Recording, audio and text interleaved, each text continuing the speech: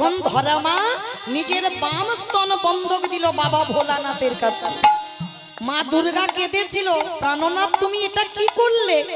একটা নারীর অঙ্গ তুমি ছেদন করলে, কেন করলে? তখনই ভোলানাথ বলেছিল, ছেদন করিনি, ওটা আমারই কাজে লাগবে। ওই যে রক্তটা মাটিতে পড়লো, তার থেকে জন্ম হলো শ্রীফল গাছে, আর ফলটা ওই মায়ের ধরা মায়ের স্তনটা তুলে দিল গাছে। শ্রীফল গাছ মানে বেল গাছ, ধরা মায়ের রক্তবৃন্দ দিয়ে বেল গাছের জন্ম হলো, আর সেই স্তনটা হয়ে গেল বেল ফল। ওই দুটো বস্তু না হলে বাবা ভোলানাথের পূজা অর্চনা হবে না।